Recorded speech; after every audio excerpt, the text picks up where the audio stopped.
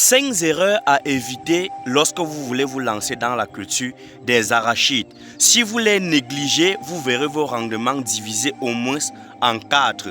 Prenez-les en considération. Avant de commencer, je suis Jorel Idriss Kouete, je suis entrepreneur agricole, je suis coach formateur en agriculture et promoteur de ABS Services, entreprise de services agricoles. Si tu me découvres pour la première fois, c'est le moment pour toi de t'abonner sur cette page parce que je partage et des conseils et des contenus qui tournent autour de la chaîne de valeur agricole allant de la production, de la transformation jusqu'à la commercialisation. Donc pour les erreurs, c'est tout de suite et maintenant. Abonne-toi.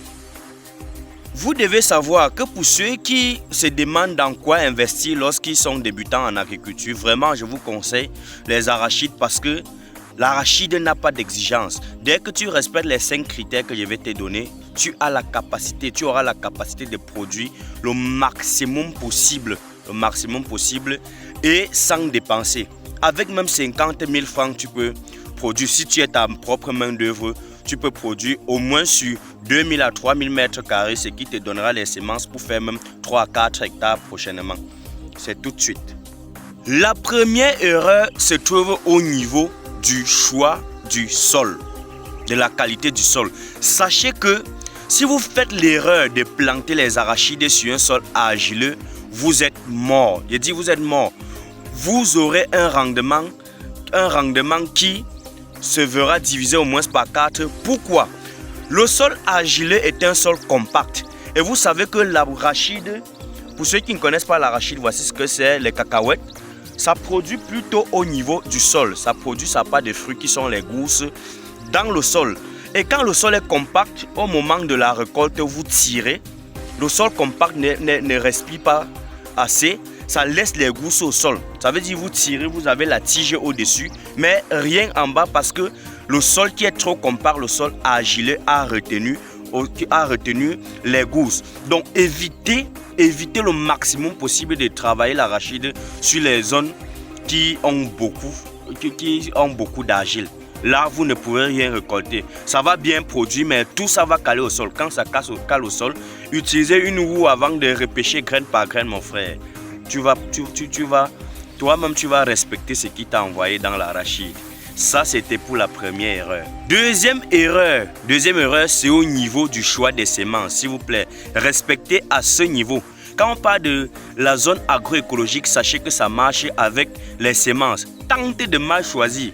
Tu vas respecter pourquoi le ventilateur regarde toujours à gauche et à droite, mais ne traverse jamais la route. Tu vas respecter. Parce que les zones agroécologiques ont des spécificités où des semences ont été préalablement testées pour être adaptées. Celui qui est au nord, il prend les arachides de l'ouest de haute altitude et il met là-bas.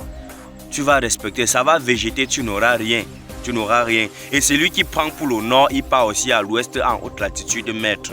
Donc les variétés de basse altitude sont adaptées dans des basses altitudes. Et les variétés de haute altitude sont bien adaptées. Donc, renseignez-vous. Dans la prochaine vidéo, je pourrai partager le nom des variétés par spécificité. Le français.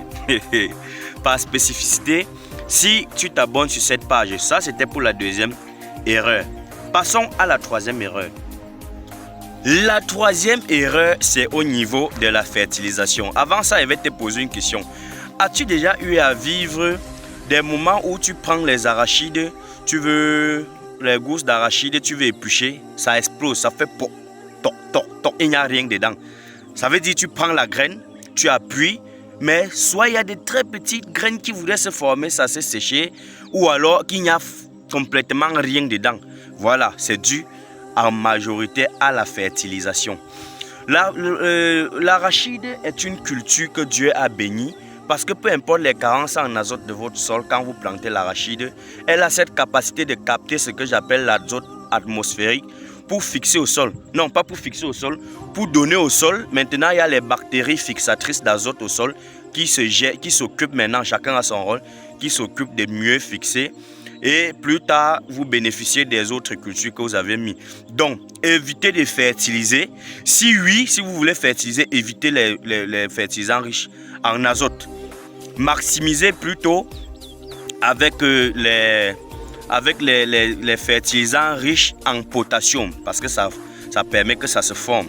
Et les engrais foliaires, ça donne aussi une grande végétation sur les arachides, mais le fond n'est rien. Donc ce sont les cultures qui préfèrent être cultivées de façon très naturelle.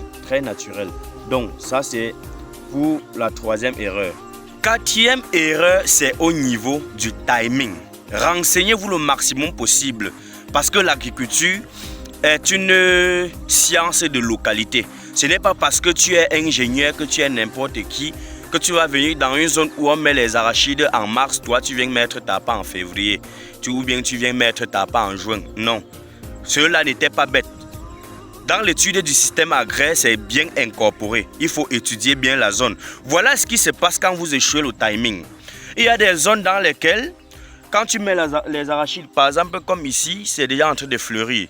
Si tu mets trop tôt, quand tu plantes trop tôt, à un moment, il y a des pluies sauvages. Et quand les pluies sauvages commencent à tomber, ça tape les fleurs si ça chute. Ça va taper les fleurs, ça chute. Et puis tu n'as pas de rendement. Si tu mets trop tôt, les pluies vont venir déranger. Et si tu mets également très tard, au moment de la fructification, tu n'auras plus de pluie.